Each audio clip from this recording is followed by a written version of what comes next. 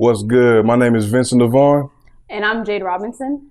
And you guys are watching and tuning into the Think Alpha Project. Thanks for watching. All right, guys, we're back for another one, the Think Alpha Project.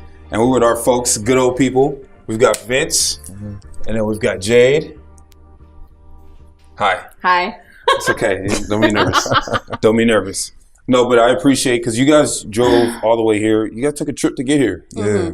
And I just want you to know that it's appreciated. You know, like this is definitely something that is meant to make an impact for people. Mm-hmm. So to know that you guys are willing to do something like that, that's a huge honor for me. So thank you guys. Thank you for that. Let's get right into it. I mean, we got some real shit to talk to talk about, right? Yeah. So, okay, I want to know first off, so that the listeners know, what is it that you got going on? I know you have a business. We'll talk a little bit more about that. Yeah. So I'm a CEO of a company. It's called US. It's an acronym. It stands for a lot of different things. One of them being, United Shades. People from different ethnicities, from different places. It also stands for what a lot of us are concerned about collectively, universal subculture. Right. Things that impact us, that influence us. And also, the main thing, I think for me as a black man in this country trying to start a company, usual suspects. That's what the world kind of sees me as. That's what I'm profiled as out here on the street, regardless of people's first interaction with me. When they see me, that's kind of what I get labeled as, whether that's through stereotype or any other kind of means. But what I'm trying to do with my company is bring people together and unite them underneath one symbol, one mission. Our collective, I guess, mission as a group, we're made up of students, creative, and entrepreneurs, but what we want to do is amplify creativity to connect and unify humanity. Right now, we're doing that through different means. We've decided to kind of go in the roots of creating lifestyle products. We're first going to start with clothing, the easiest thing, I think, for people to express themselves with that we have available to us. We want to do it with a purpose.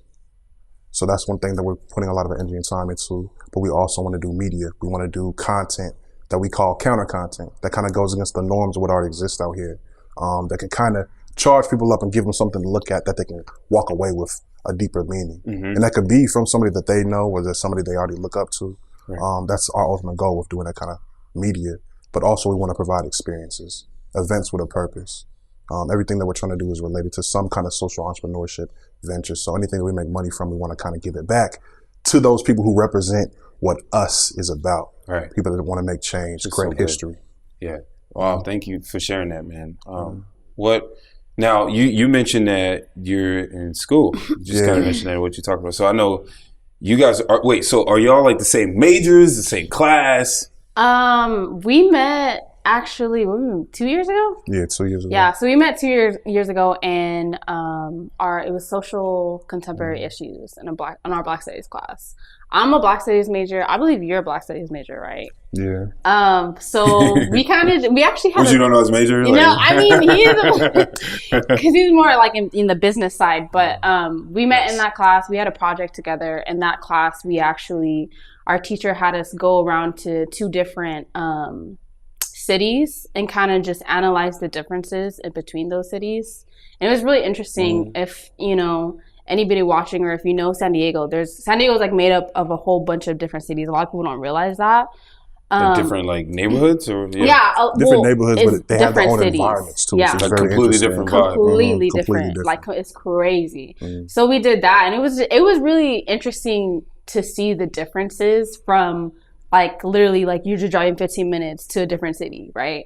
So we kind of did that. We drove around for like 2 hours, so we kind of got to know each other more. And then after that, we kind of just became friends because we had the same group of friends. I believe we're all like creatives and stuff like that. So we just started hanging out a lot. Got it. We just became friends. Yeah, absolutely. So now you guys have been working together on this. So are you working with him on? You guys are working together on this project. Yeah. Right. Okay. Cool. This is great. So let's go into, because for this project, this podcast, the point of this is to instill in people practical advice and provoke their thinking, stimulate their thinking, and do it, in ways through stories, through what you're currently going through, what you guys are going through, what's going on. Yeah. And I admire you for your work. I mean, we talked a little bit before, and you've gone from something where like you create a business. Because how long has that business been? Like, how long have you been working on the business before you actually like went, I'm going to launch it? I knew I wanted to launch it back in 2011. I really knew that this is what I wanted to do with my life. I was just trying to find, as a young man at that point in time, I was just turning 19. I was trying to figure out how I could make it a reality, because I knew it was a good idea. I wanted to impact people, but I didn't know the basic steps to make it happen. So a lot of that time I had to do personal research.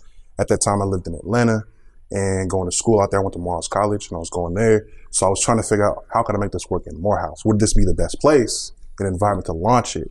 So I had to have an internal battle with myself about whether or not I should stay at Morehouse to do it there, which is a great place. There's amazing people that are there, where you can find partners to do important initiatives with. Yeah. But I also looked at the possibility of coming back to California, where opportunity is rampant for a lot of different things, for a lot of different kind of companies that want to innovate and change and impact the world, because California influences the world. You know, it's a country within a country. So run it, man. Yeah, so I pretty much had to go through that internal battle, but also learn a lot. You know, how to pretty much build a business plan, how to structure, you know, a statement trying to get investment, how to find people, appropriate people to partner with, you know, with good hearts and vigor that could match my own. So that was a big internal process. So 2013, I decided to leave Morehouse permanently, come back to California. And that's when I guess the process really started for me, trying to find people to work with and also to find, I guess, the true purpose of what I was trying to do. Because it was an idea that I initially saw that could change my life, make an impact, benefit my family, but then it grew into a lot more than that. So that's been the journey that I've been on. Got it. And you've been in putting that, it's literally from, you went from nothing to creating something, like out of thin air. And you launched when? When did you say you launched? I February? officially launched February 3rd of this year. Okay. Congratulations, man. Thank Congratulations. You. Yeah, so you've launched in February, but what people don't understand is, you know, we have Instagram. This is like social media culture right now, right? Where it's more important to show something. Oh my God, I was just talking about this earlier.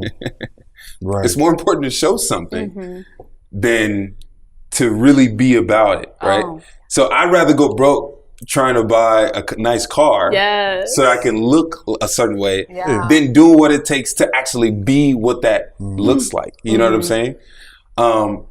You've been in the trenches. Like you've been able to figure something out, like really get over. And I know there's a lot of hurdles. You know, I know because I've launched something. Right. You know, so I'd like for you to share what are the things that, especially the failures, like some of the failures and decisions you made, or the failures that created some success that you didn't know would, but. You know, what are some experiences? It doesn't have to be failures, actually. Yeah. So not just failures, but experiences, decisions you made to lead you to where you are now, launching it. Yeah, well, I don't have a problem, you know, embracing my failures. Failures for me are learning experiences. Yeah. You know, I feel like you win or you learn. You really don't fail. You fail when you stop, when you give up doing anything. And I failed a lot, you know, but I've learned so much for each time that I failed. It gave me more determination to go forward and do things. When I first came back to California, I pretty much failed from the perspective of not really knowing that I had a community already there that I could tap myself into. The minute I graduated high school, I went to Atlanta and had my young adulthood there. So when I came out to San Diego, I was like, there's nothing here for me. I literally got depressed leaving the environment that I was in because it was so positive, it was so impactful.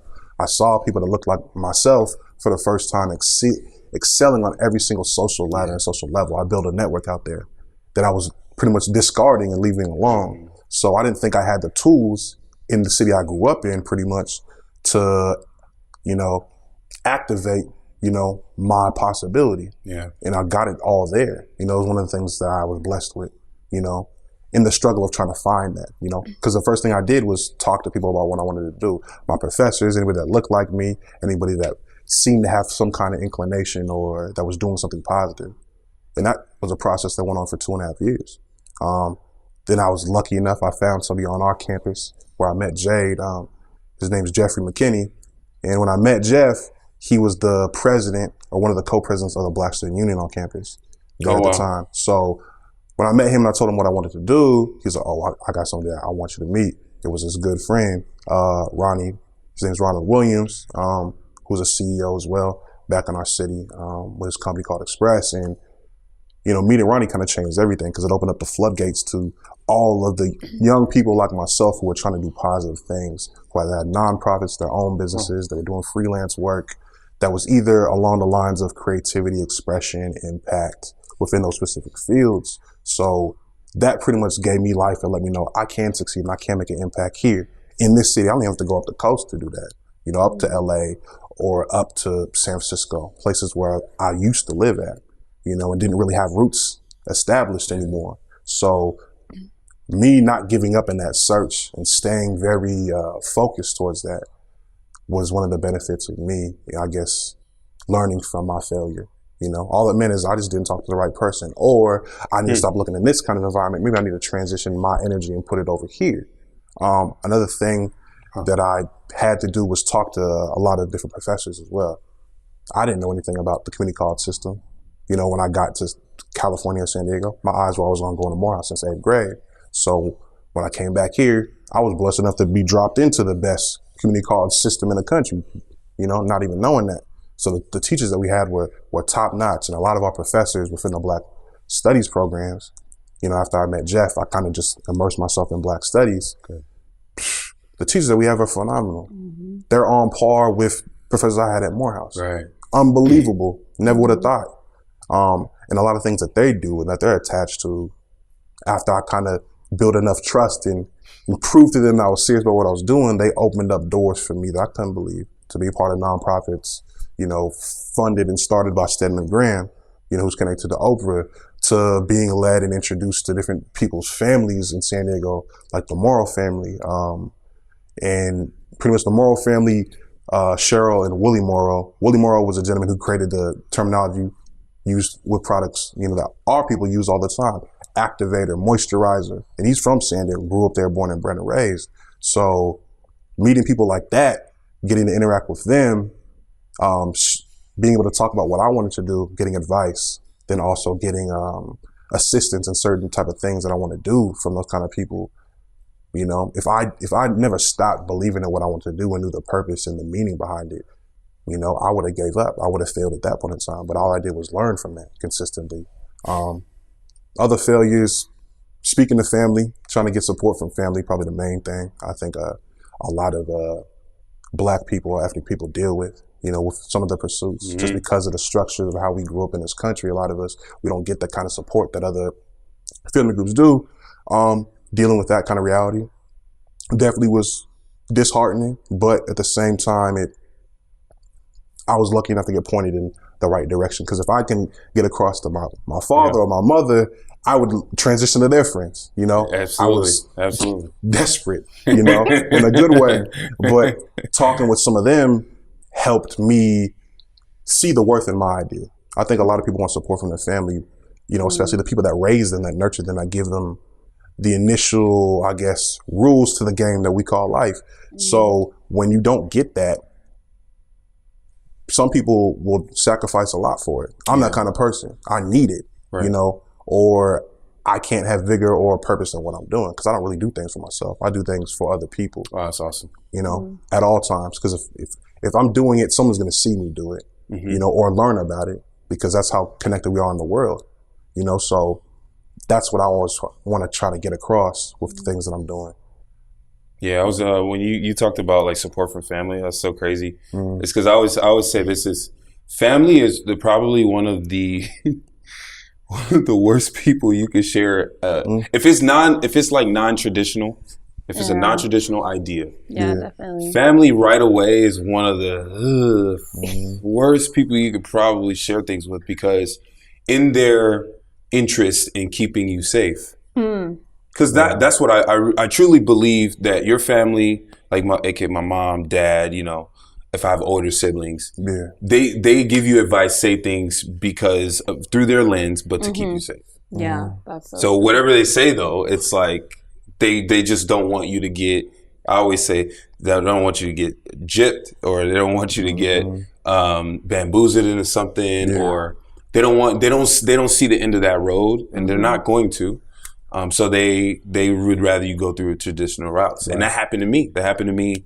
A couple times. You know, I was, just so you know, I was on my way to, my path was med school. As you guys, if you guys know Nigerians, it's like, if you ain't a doctor or a lawyer or engineer, what are you doing? You ain't doing nothing. What are you doing with your life? Yeah. You ain't doing nothing, right? So I did nursing school, became a nurse. You know, I was like, okay, that's great. But as I went in, and I found something for myself, and that's what started with Herbalife. So I did that for a while. Continue to do that, but it was when I said I'm going to make my way and make business my career.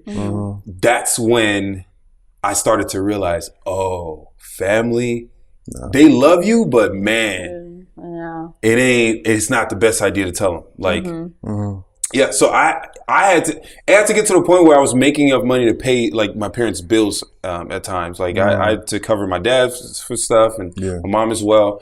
It got to that point for them to go, I just want you to be happy, you know. Here's the accent. I just want you to be happy. You know, so you know, it's definitely an interesting thing. And my younger brother goes through that to this day all the time. Like he goes through family has no idea what he's doing. So they try to describe it. I'm like, bro, you might have to get better at trying to at least tell people, like, have mom practice describing what you do, because even if he asks me, or I'm like, brand something, I know he's going through it and doing his thing, but it's because we don't get it. And I only understand and support him because I'm in business. Yeah, you understand. Yeah, so I get it. Yeah. I'm doing something I truly want to do. So I understand where he's coming from. So I wanted to definitely touch on that. But just to ask, I know we were all talking about Jay with you. I wanted to know, because you were dropping some knowledge. I was like, no, wait, you're getting an episode and recording too. Yeah. So I wanted to know for you to expand on what you were sharing earlier. So I was talking about my part in Us, right? And so initially, actually, Vynce, when we first met, he told me about the idea. I still remember. He sent me this 30-page blueprint. He's like, here, read this. I was like, okay. Pretty much my psychological analysis test for what I meet. He takes my ideas seriously. And, you know, I always like to say that every year, I feel like as time goes by, we're different people, right? So I was like a different person back then. I had you know, I just started college, you know, I was just like, okay, what is this? So I'm like reading it. And also it's like, you kind of still have that perspective of like your family where it's very filtered, that you have that, you're so safe in your thinking, right? So I was like reading it, and he had asked me to be a part of it. I don't think I'm a wordsmith, so I do a lot of the content. I don't think as a wordsmith, but he wanted me to do something like that. And then we lost we lost contact with each other. And then wait, but you guys go to the same school. He was gone doing stuff for like a year, like literally. He stopped going to school. Family stuff. And that's what you were mentioning earlier. Okay. So he literally left for like almost a year. I never saw him around. Like he was going to class with me, and then I stopped seeing him, so we lost contact and stuff like that. And then it was actually this past summer, around the summer when school started last semester, he asked me again. He's like, do you want to be part of it? I was like, yeah, why not? Like, you know, not knowing what I'm getting into, you know, just all this hard work. So I looked over the blueprint again, and just what I was talking about earlier, my part in it, what I wanted to do with it was kind of show the Afrocentric perspective, right? That we don't have as a people in this society living in this country. So this country is everybody thinks very Eurocentric, like you were saying about social media, right? It's like it's like like the thing about Instagram is you choose what to show people. Exactly. You choose what to show people. And in me, I don't like that, because people don't see your whole journey. It's like you're not even a whole person, right? So it's just like having that perspective, and then like we value things over people, and it's just like just having that perspective, I don't like that. And as a Black Studies major, it's all about like Black Studies. People ask me why I'm a Black Studies major. I'm like, because it's helped me become a better person. It's helping me navigate my life, right? And it's like, I wanted to take that knowledge and that perspective and take it out of the classroom and put it towards this business and put it towards something that people are actually going to watch, like podcasts and things like this business and the clothing brand, you know, things that are kind of like in culture that people think that is cool, and like make it the cool thing to do. Because like I said, you have to, the knowledge that we're getting, you have to go to a classroom, and not everybody, I guess, has that privilege. I mean, everybody has a phone nowadays, I know for sure, but not everybody has that privilege to go to school for whatever reason that may be. Right. So I really wanted to do that, just because my experience with Black Studies has been transforming, and I think that we all need that in our lives to just be transformative, you know. And I think we as people get comfortable being where we're at in our thinking and our perspective. And also is like, for me as a Black Studies major too, like I want us to heal as people. And if I could do that some way through a clothing brand, I mean, that's cool. It's like you're wearing it and you're living it. Okay, like that's cool, you know? Right. But yeah, that's kind of just like my role in this whole business. And okay, I'm going to ask you questions based on something you mentioned, because that was really profound. You said you want people to heal. That's awesome. Yeah. And I think it's really noble that you're doing this, and that's why where our missions here are aligned, because this is designed to help people, you know, reflect and heal as well. What would you say is are any recent ways you've healed recently? Oh wow. Recently, I'm asking you the same thing, bro. Recently. Okay, so, and it's crazy because this. I say recently because it's important. And this year has been a very healing time for me. So I'm glad you asked me that question. Recently, revealing. Our professor, Miss Lewis, Starla Lewis, love her. One of her mottos is, to heal, you need to reveal. Right, revealing is healing, and I think for myself, like growing up, it's always been hard for me to reveal to myself certain things. And I think, and it's like, you don't necessarily have to reveal it to the whole world or to everybody else, but I think as long as you know it, it's like you're good. You know, you're ready and at the beginning to start the healing process. For me, I'm a writer. I do poetry. That's another thing that we're like really involved with. So for me, I was just telling him, I had this old journal from middle school through high school, and I realized like how angry I was through that time. I was 13 years old. I'm writing poetry, right? I thought I started writing poetry like 3 years ago, because that's when I really started writing poetry. But I started writing poetry when I was 13. You were angry? Yeah, I was angry. I was angry about a lot of different things. That's another topic. Yeah, but right. I was angry about a lot of different things. I read this poem to actually our professor, Miss Mayasa, right? And I was reading to like two of my friends, and they were like, "Wow," they're like, "That was deep." They're like, dude, I can relate to that now. And I was like, dude, I was 13, like writing this, like, and I was telling him too, I was like, this diary, right, is even more raw than my poetry now, because it was not meant for anybody else to read but myself. Something about that it's just so raw and authentic. And from that, I was like, man, I need to share this with other people, because there's other people hurting like this, right? So recently I've been actually journaling. Before I just do like more poetry stuff, just writing poems, but now I'm like just writing my thoughts like straight out, and like starting to just share my story, because it's like, I feel like that's what our whole life is about, sharing our own stories, because somebody's going through the same thing, right? And it's like even sharing our stories for other people, but it's like sharing our stories for ourselves. Because it's like, we need to release that pain. Because it's like, I've had all that stuff, you know, stuff in me. Like literally, like I could not even say that I've been dealing with depression until like this year. Like straight up. And it's like, that's crazy. I couldn't even say the word like, oh, this is like, I couldn't give it a face, right? And that's what I've been dealing with, struggling my whole life.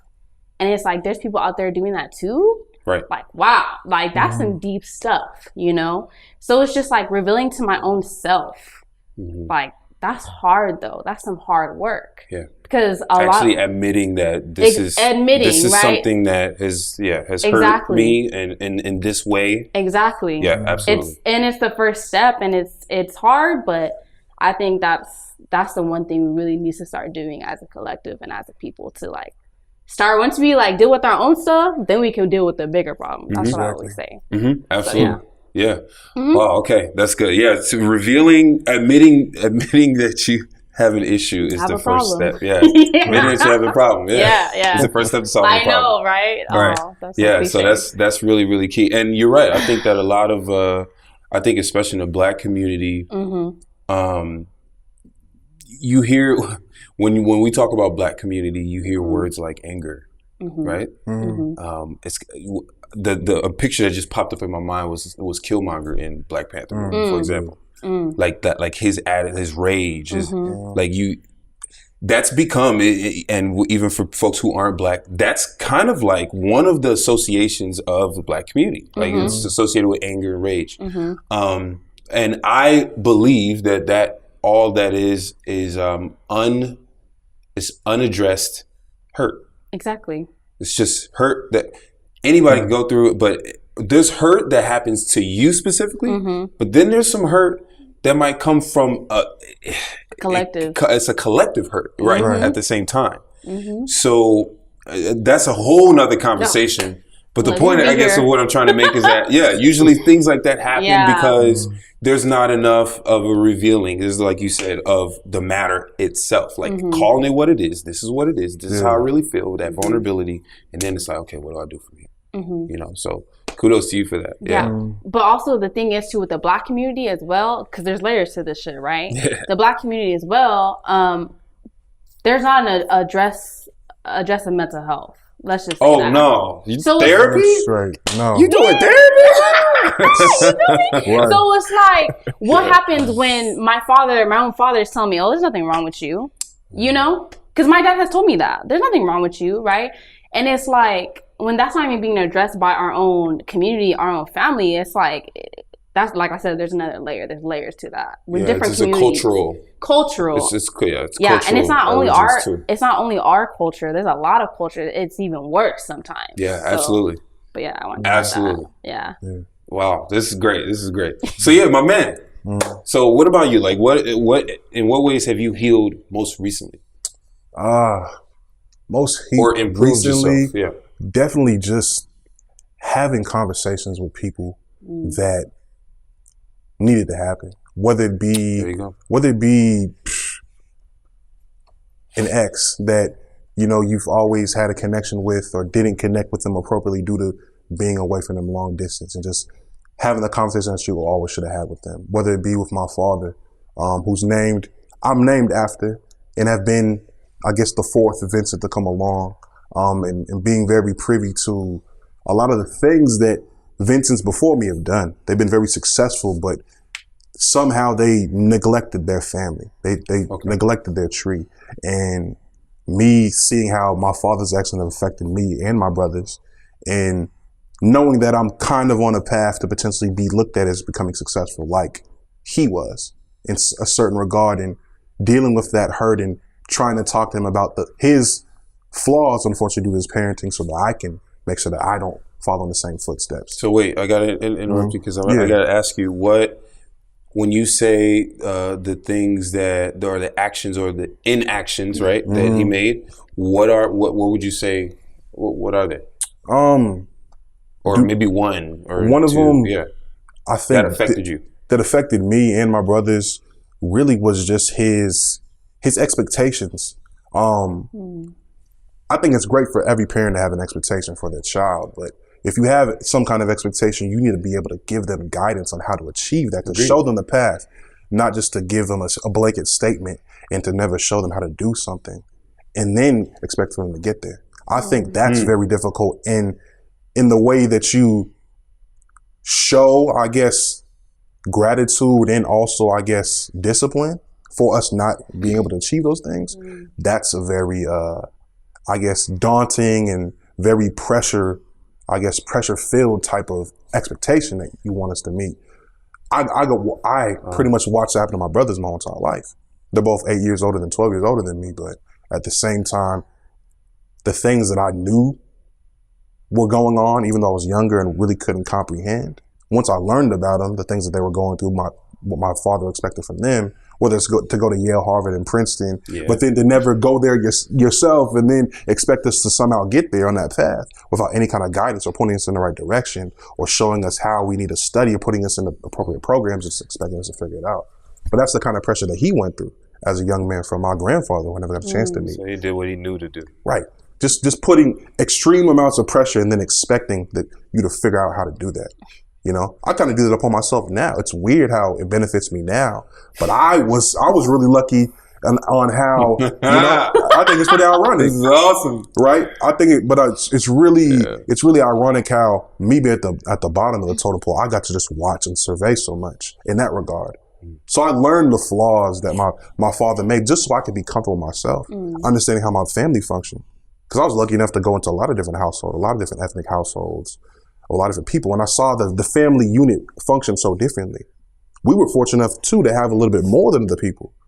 You know, we had all the things that people apparently wanted, the American dream, the big house, no dogs, but plenty of cars and plenty of room to run around. But our family unit wasn't whole. It was a house. It never was a home, really. So, but I can go into people who barely have anything, but they have a unit. Right. They're tied, they're connected, there's love, there's energy there. And I didn't feel it in my home. It wasn't shown, you know? So that kind of stuff always made me wonder. And that kind of stuff, after I learned about it, I wanted to talk to my family, my brothers. That was a daunting task because we weren't really close until we both were older. You know, now me and my brother are really close. I was talking to him, you know, when Jade came through to the crib before we came up here today, you know, intensely about some of the things that I'm trying to do and that he wants me to help him with. When he used to not support me at all and say my ideas were trash and that I was wasting my time, you know. But I just think it's really important to really, you know, speak your truth, connect with people and get to the bottom of things just so that we can learn and to make sure that we don't do the same thing with other people that we love, whether they're family or friends or whoever they are in our lives, you know, because we're here to benefit one another. We can't benefit one another if we don't understand ourselves and why our relationships are the way that they are. So that's a big thing that I'm about. Personal healing, the same thing that Jay's talking about, writing, reading. For me, it's really driving. I love to drive. Oh, wow. I love to be behind the wheel and just... The road trips, huh? Yeah, road trips. Really I'm big upon that. That's crazy because I freaking hate driving. Right, though? That's all I was telling him. You know, but stuff like that. I'm really big about getting down to what can better me, you know, and make sure that I stay whole, you know. Just because through the people that we've been blessed to interact with and meet within their classrooms, whether it be Takima Maasa, Starla Lewis, Teresa Ford, a lot of our professors and their colleagues or their friends that they've introduced us to, the one thing that we're blessed to see is the friendships that they've had. Because that they've been honest with one another. They don't treat themselves like friends. They treat themselves like family. You know, they were fortunate to be born into a generation where they really were able to bond and build a sense of community. I think it's hard for people in our generation to do that now. And that's kind of the big things we're trying to do with our company. There's a company, but then there's a culture. Yeah, there's a culture that's built around it too. And it's about healing and supporting and blessing one another with another's presence. You know, I think that's the main thing that can help us impact ourselves on a smaller scale personally, but also on a collective scale, you know, in a bigger kind of situation. Man, those are wise words, man. Wise words. I think that's great. And I think where the more we can do that and have people in leadership positions like, you know, like you and like you, where we're creating that, I think over time it can become a norm. When I was growing up like I told you guys, I went to high school in Nigeria.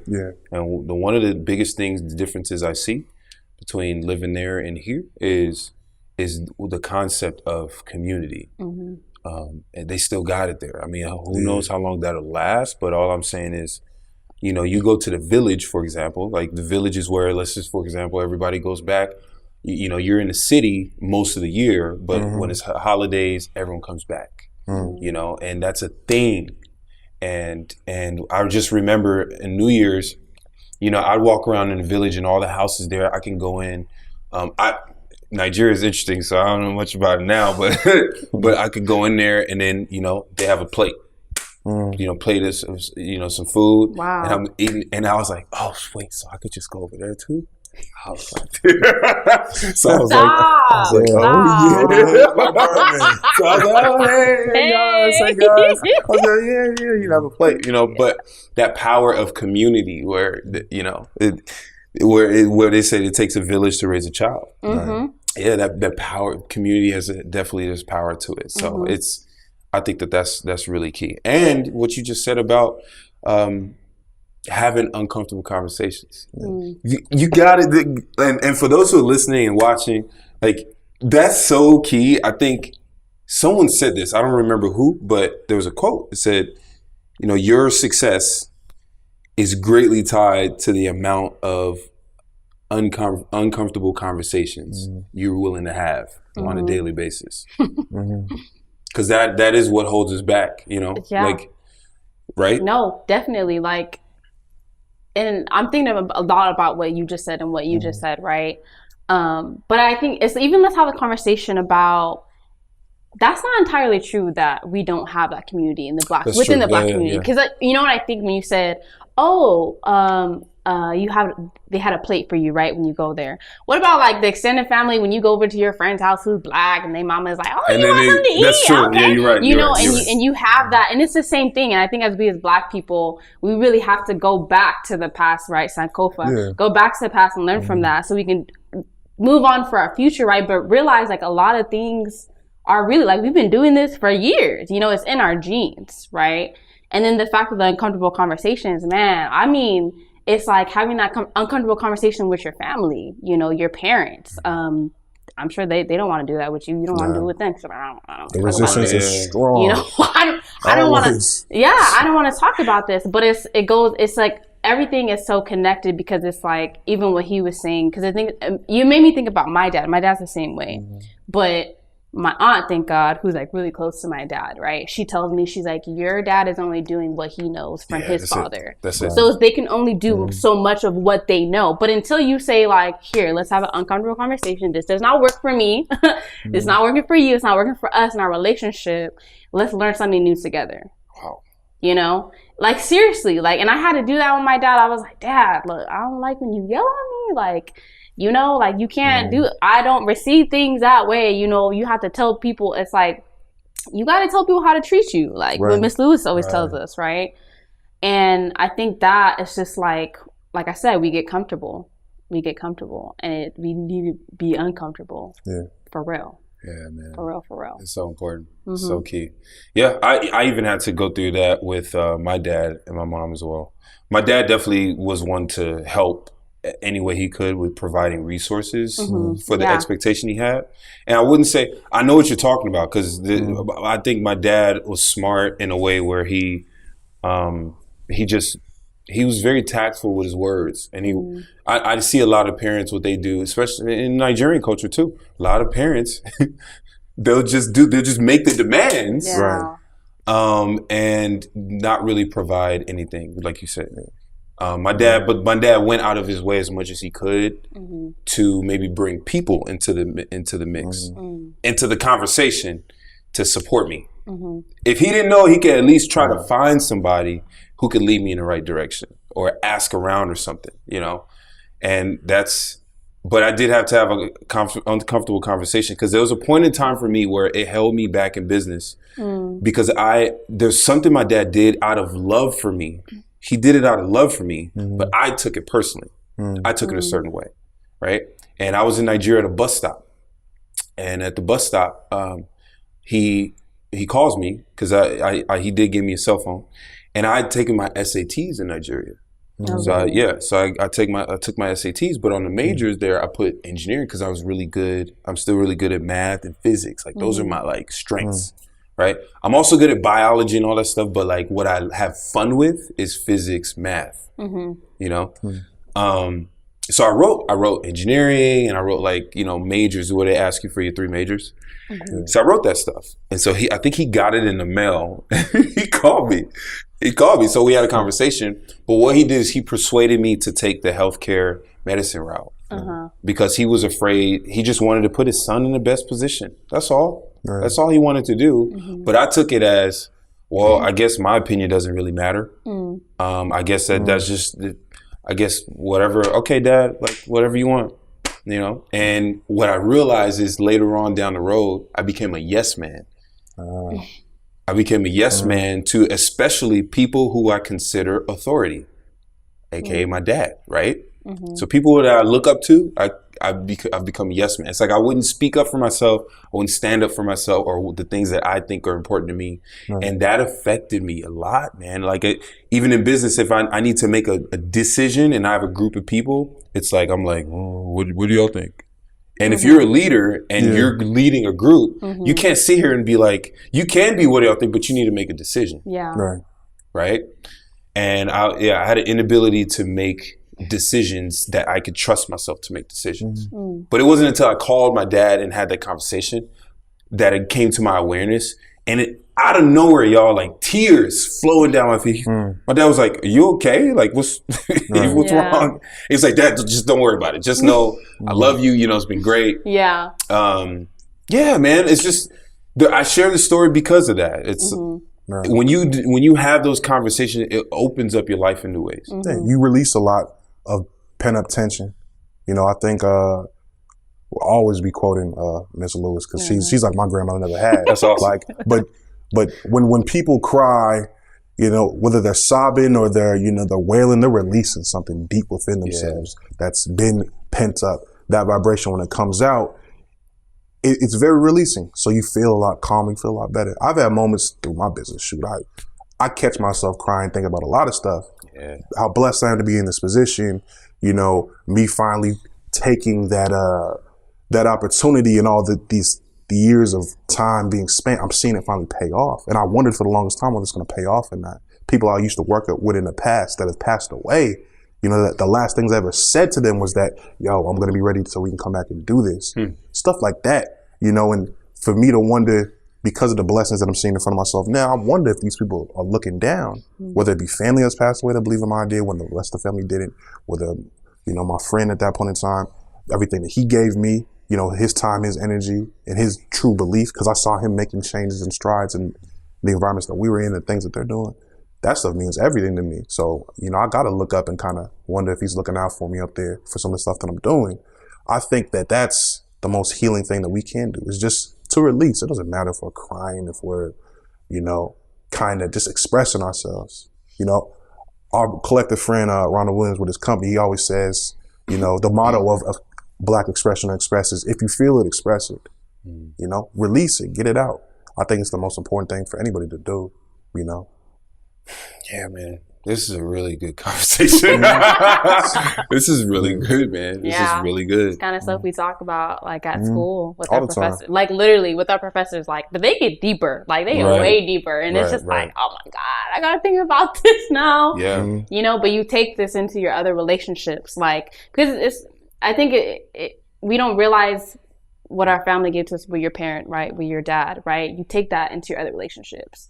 So, and you realize, oh my God, it's affecting this relationship. And you're like, man, I don't want to. Either it be your work relationships, your romantic relationships, your friendships. I always say that the world revolves around the relationships that we have. I agree. Your quality of life is, like literally, quality of life is your relationship. So it's like I feel like if there's a need, we have to change that, even if it's unhealthy. If it's unhealthy, we have to just change that for ourselves and other people. Okay. So, yeah. That's great. So we just talked about some of the things to do. In sharing you guys' stories, we just kind of gave light on the ways to go about healing and whatever it is. Usually healing deals with a relationship in your life. But now I want you to talk about the sacrifice that you made. Going because I definitely want to go back to it right before we close. Okay. The sacrifice you made and the risk you took to get to where you're at today. Yeah. Man, sacrifice is probably one of my most favorite words, honestly, at this point in time in my life, because sacrificing is just, to me, spending time wisely. Understanding that what I'm doing has value way beyond myself. Whether it's trying to make money, now, I don't even do that for myself anymore. I do it with thinking about, the dollars that I'm making, how can I spend them to help us get a couple inches closer to where we're trying to get in one initiative as a collective. That's my reality I have to deal with on the daily. So I'm cool working a 60-hour week, consecutively for weeks, being on the phone, talking to people, tapping in with supporters, the team from behind the wheel and doing that. Because driving for me is therapeutic. I get to listen to music. I do Lyft and Uber and stuff like that. So I get to meet people all day. But little things like that, sacrificing is just you making the appropriate exchange with the world, to get what you want. I believe that everything that everyone's ever wanted before in their life, they already have it. You just got to prove to the world that you deserve it, So to do that, you got to sacrifice. You got to show everyone else around you, your environment, what you're willing to risk to get that supposed reward that you believe is that you deserve. So sacrifice, I think we look at it from a religious, biblical terms. We look at it from all these different perspectives, but sacrifice is just an exchange of energy with the world, with the environment in which you live in, One of my mentors, she tells me all the time that she's never busy. She's very fortunate. She makes $4,000 usually a day, and she can spend 2 to 3 hours with me just talking and giving me wisdom and guidance and game. But she always says that she's never busy because she has time that she can spend appropriately. She's never busy. She's occupied. That's the way that she looks at it. It's very, very Mr. Wonderful, from Shark Tank. But that's kind of my perspectives, things that I've learned interacting with different people. So sacrifice, I guess my biggest sacrifice I made was leaving Morehouse. That was one of my first goals that I achieved in my life. When I was in 8th grade, I was blessed to go take a tour to Atlanta, to go see the campus. I learned that MLK went there. I learned that Spike Lee went there. All these great men that have impacted the world, Samuel L. Jackson, on a public stage, but also gave me a positive image of a black man to look towards. Wow. So I was like, something's going on down there. Some kind of energy is going on. I learned about the Morehouse mystique, and I wanted to feel that and go through that experience. So I got there and I realized that I didn't want to get a degree and go work for somebody else. I want to work for myself. And I was wondering whether or not I wanted to waste any time, here doing that. I don't mean waste in a disrespectful manner, but I just was looking at it from the perspective of, I know that I can be putting my efforts towards something else now. I'm also making an investment, that I'm going to have to pay back in regards to tuition. Why don't I just go put that funding, if I can get a loan or some support, into my initiative, into my idea? So how do we find you both online? Online, man, you can find me on Instagram. My Instagram is Usual Vynce, USUAL_VYNCE. On Facebook, Vincent Devon, VYNCENT. Devon is DE''VAUGHN.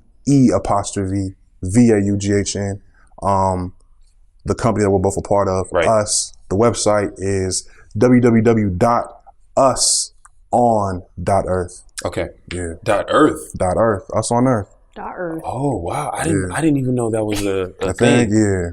.earth. Wow. Yeah. Right. You chose .earth. Yeah.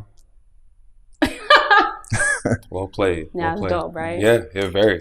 Yeah. Okay. What about you? Me on Instagram. Oh, my names. So, because my Instagram name is so long. So my Instagram name is Never Gonna Leave This Bed. If any of you guys are Maroon 5 fans, it's a Maroon 5 song, Never Gonna Leave This Bed. I made it a long time ago. She had to explain the Instagram. She knew. Yeah, but just like Jade Robinson, Never Gonna Leave This Bed. And then Twitter, because I'm on Twitter, it's You Kill Me XO. XO is both capitalized. It's from Beyonce's song. You have to explain that one too. Oh my God. This is great. I'm not currently on Facebook, but yeah, that's where you guys can find me. Yeah, and so for every episode, we always do show notes. You know, so the webpage, the people just click it, you know, and be able to reach out to you. But guys, thank you. Like, thank you for blessing us here, and because we definitely have folks who watch it and they give feedback, which is I'm very fortunate that I have an audience here that people actually give feedback on what's going on here. So just know that through you guys' story, your lives, and the hours, you know, the hours you spent driving up here, driving back, and then the hours you're spending sitting with me. Like, I really appreciate it. You guys have done a lot. We appreciate it. Man. Yeah. Thank you guys. Yeah. Appreciate it, man. Once again. Ooh. Yeah.